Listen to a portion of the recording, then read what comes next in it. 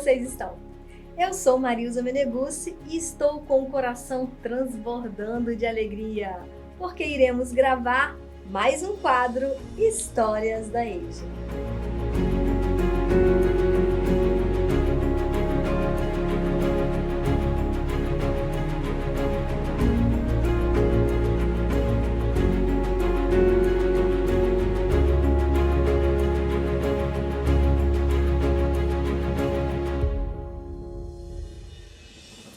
Na história de hoje, eu não darei nenhum spoiler para vocês. Apenas os convido a refletir neste pensamento de um autor desconhecido. Quem nunca enfrentou a dificuldade não conhece o sabor da vitória. Seja bem-vinda, minha querida amiga Edilúcia Matias Santos. Que alegria recebê-la! Você não imagina como está meu coração nessa noite. Muito obrigada por ter aceito o convite. Eu que agradeço. Fiquei muito feliz quando eu recebi sua ligação. Estou emocionada, por esse momento, poder compartilhar da minha história num mês tão bonito, que é o Setembro Verde, que é o mês da luta pela inclusão das pessoas com deficiência. Então, eu estou muito feliz por fazer parte desse projeto da Prefeitura de Cariacica. Show! Então vamos começar falando um pouquinho do início de tudo. Você pode contar pra gente lá do início da gravidez, de como foi, como aconteceu o seu diagnóstico? O espaço agora é todo seu. Então, a minha mãe tem a mesma deficiência que eu, mas a minha mãe, por ser uma pessoa já mais velha, não se diagnosticava o que eu tenho. Então, a gravidez da minha mãe foi normal, uma gravidez tranquila.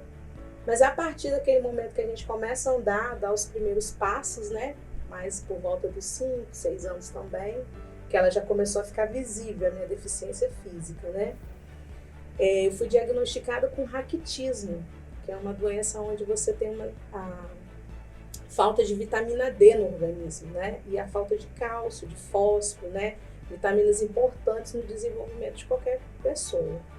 E a partir daí, a gente começou a lutar, porque eu fui começando a não crescer. Então, a minha deficiência é uma forma de nanismo. Ela não é um nanismo como a acondroplasia, mas ela é uma forma de nanismo porque foi causado pela falta de cálcio e fósforo, para o desenvolvimento ósseo. Então, hoje eu faço uso da bengala, eu tenho dificuldade de locomoção, uma locomoção reduzida, mas que não me impediu de ocupar os espaços, porque eu tive um apoio familiar também, o que é muito importante nesse processo, Quando você tem uma família que te coloca nesses espaços, que te faz ir para o mundo, que acredita em você, que acredita na sua potência, Eu falei hoje numa palestra que a minha deficiência não me define. Eu sou uma pessoa com deficiência, mas antes da deficiência eu sou uma pessoa. Então esse processo de ter um apoio familiar, numa educação que não era inclusiva, nos espaços que não eram acessíveis, eu estar nesse espaço foi por causa do apoio familiar que eu tive. Edilúcia, no início de tudo, lá na sua infância, quando você começou a estudar, você se lembra, se recorda de momentos que te trouxe tristeza? Então, hoje no século XXI, a gente tem... falta muita coisa? Falta. Mas eu hoje percebo que não é como quando eu era estudante. Por quê? Porque eu enfrentava os olhares das pessoas no ambiente que eu chegava, Os apontamentos. Eu era sempre a primeira da fila da escola. Então, assim, é claro que hoje eu faço uso da bengala, mas eu nem sempre usei, Então, durante uma parte da minha vida, a minha deficiência física ela não me impediu de ocupar determinados espaços. Ela hoje me impede mais, né? Então hoje eu procuro lugares acessíveis, mas até então eu não tinha essa grande dificuldade de acessar esses espaços. Mas uma pessoa com deficiência, né, com um tipo de dinamismo, ela enfrenta os olhares preconceituosos por onde ela passa, né? E esse olhar era um olhar de eu sozinha, eu com a minha mãe ou eu com um dos meus familiares que não tem deficiência. Minha irmã não é uma pessoa com deficiência, nem meus irmãos são pessoas com deficiência, né? Do histórico da minha família, tanto do lado do meu pai e da minha mãe, eu fui a única pessoa que foi diagnosticada com raquitismo. Então você não parou de estudar em momento nenhum? Não parei de estudar em momento nenhum. E aí optou pelo magistério. Como foi isso? Então, quando a gente tem uma mãe, né, que está ali mostrando que a educação é o único caminho, né, porque para além da deficiência, eu sou uma pessoa de uma família que a mãe é costureira e que o pai era taxista. De uma mãe que só tinha até o 4º ano e de um pai que não estava na escola. Eu percebo que você se emociona quando fala da família, desse lugar que eu ocupo hoje, eu me emociono muito. Por isso, de novo, falei, né, já chorei hoje. Me marca muito falar, porque o Setembro Verde, ele é luta. Ele é luta mesmo. Para a gente estar nos espaços, a gente precisa lutar todos os dias. Todos os dias.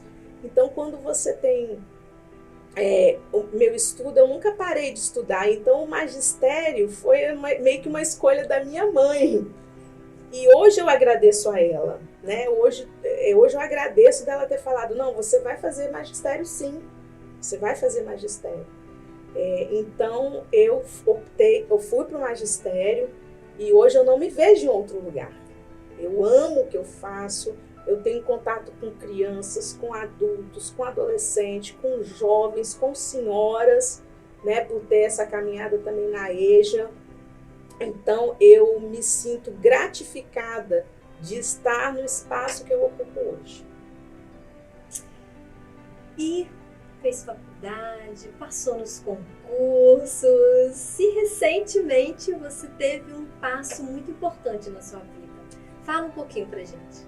Então, meu passo mais importante foi em abril de 2021, naquele auge da pandemia, né, que estávamos todos dentro de casa. Eu defendi o meu mestrado pelo Instituto Federal do Espírito Santo de Vitória, né, onde eu falei do lugar em que eu ocupei durante 2 anos, que foi o Instituto Federal de Vitória, né, a minha dissertação de mestrado fala da acessibilidade, da inclusão. Então, assim, eu sou formada em História, né? Tenho magistério como ensino médio e eu não estava nesse lugar da educação especial, mas as coisas foram acontecendo de uma tal maneira e depois eu fui olhando a minha formação que eu fui para a educação especial, ela me levou para esse lugar. Quer dizer, pessoas também tiveram uma contribuição de eu ocupar essa educação especial que eu ocupo hoje na escola lá, na MF Joana Maria da Silva, lá em Castelo Branco, né, onde tem uma equipe maravilhosa. Então, eu consegui fazer o meu mestrado. Não foi um processo fácil, de novo, né, as questões da acessibilidade, as barreiras que a gente enfrenta para essa educação acontecer. Eu costumo dizer que a Lei 13.146 ela é importante porque ela é a garantia que a gente precisa para incluir as pessoas com deficiências nos espaços que nós queremos estar, em todos os espaços nós queremos estar. Seria a maior luta do momento? É uma das, né? A gente também não pode colocar ela, é uma das lutas do momento, né? A gente ainda tem uma sociedade excludente, a gente ainda tem uma acessibilidade que é feita para atender a lei, mas que não é correto. Muitas vezes é uma rampa que não está feita adequadamente, muitas vezes é um banheiro que tem para deficiência, mas num lugar muito longe. Tem o elevador, mas está sempre, a rampa elevatória, né? Mas está sempre quebrada, ou as pessoas utilizam para colocar livros, coisas que não é para aquela pessoa. Muitas vezes a falta de uma acessibilidade em braille, né? Falta às vezes intérpretes. Então, não é uma das lutas do momento, sim. Qual a maior conquista? A maior conquista eu acho que é a lei. A maior conquista eu acho que é as crianças, os jovens, os adultos com deficiência poder estar nos espaços, né? Eu costumo dizer que lugares acessíveis me interessam. Então, hoje eu poder ir no shopping, saber que tem uma rampa, isso é uma conquista. Eu poder ir no supermercado, saber que tem uma rampa elevatória, isso é uma conquista. Eu saber que um aluno que tenha qualquer tipo de deficiência vai ter a matrícula garantida por lei, isso é uma conquista. A gente já chegou no auge, né, na igualdade? Não. Mas a gente, através da luta de pais, associações, poder público, né, pessoas que nos representam nos poderes públicos, políticas públicas que são implementadas, a gente está nessa luta aí, né? A gente está tentando a cada dia chegar em novos lugares. Se você tivesse uma varinha mágica e tivesse um único pedido para ser realizado, qual seria esse pedido? Eu acho que o maior pedido que eu faria é que todos pudessem ter acesso a todos os lugares. Ter as coisas mais simples que as pessoas fazem, porque são, né, normais fisicamente, muitas vezes a gente é impedido, né, impedido de estar naquele lugar. Então, se eu pudesse ter uma varinha mágica, eu teria de acabar, né, com a exclusão, que muitas vezes não é física, mas ela é de atitude, né, das pessoas ainda terem, carregando com si, né, seus preconceitos. Né? Eu falo que são preconceitos porque quando a gente conhece as pessoas, né, porque a pessoa vem antes da deficiência. É pessoa com deficiência, Mas antes eu sou uma pessoa, um ser humano como qualquer outro. Então, se eu pudesse, era isso. Poderia falar agora para quem está nos assistindo no sentido de vencer as dificuldades?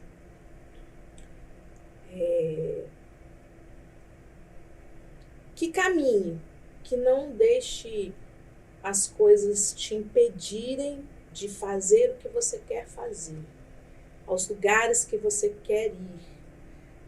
Existem órgãos, existem pessoas, existem lugares. Eu tive muitas experiências na EJA, né? Pessoas que estão lá buscando o seu lugar, né? Na vida profissional, terminando. Não é um processo fácil, mas é possível. É possível, sim, acordar todos os dias e buscar o seu lugar na sociedade, o exercício da cidadania. O direito do trabalho, da educação, da saúde, da família. É possível. Não é um processo fácil, mas é possível. A educação, para você, qual é o papel dela? No sentido de transformar as pessoas, que elas tenham condição de buscar esses direitos. Qual é o papel da educação? Na situação que a gente está vivendo, principalmente da falta de acessibilidade, que é uma das coisas que mais traz angústia. Qual o papel da educação? O papel da educação é de formar, né, pessoas que entendam que existem direitos, que existem leis. O papel da educação é mudar culturas, sim, é possível, porque quando eu falo com um aluno que é luta, que é necessária a inclusão, eu acho que eu planto uma sementinha na mente, no coração, para a gente ter uma sociedade tentando ter uma sociedade igualitária. A gente está tentando chegar nesse lugar. Então, acho que o papel da educação ele é muito importante na troca, no diálogo, na conversa, né? De entender que a gente precisa ter uma sociedade, sim, para todos. Para todos. Eu não tenho palavras para agradecer. Muito obrigada pela sua participação. Eu que agradeço. Gostaria de deixar aqui a minha felicidade, né? De novo dizer que o Setembro Verde ele é importante. Ele não é verde por um acaso, ele é verde porque ele foi escolhido no dia 21, que é o dia da árvore, né? O verde que traz a esperança de dias melhores, que é o que nós precisamos, de dias melhores. E a cada dia que a gente troca, né? A gente tem esse diálogo, que a gente fala, né? Esse canal que é também educação, né? Que leva a educação para a casa das pessoas, a gente está construindo uma sociedade diferente, né? Uma sociedade que a gente entende que é melhor. Então, a gente, enquanto professores, pessoas envolvidas na educação, a gente quer sempre uma sociedade melhor. A inclusão acontece quando se aprende com as diferenças e não com as igualdades. Ser diferente não é o problema. O problema é ser tratado diferente. A inclusão social só vai acontecer quando a sociedade entender que todos merecemos o direito de ter as mesmas oportunidades. A história da mestra Edilúcia se resume em força e determinação. É preciso ter muita coragem para acordar todos os dias e dizer para o mundo que eu também posso. Que para além das minhas dificuldades, quero ser tratada com igualdade e ao mesmo tempo que todos respeitam as minhas diferenças.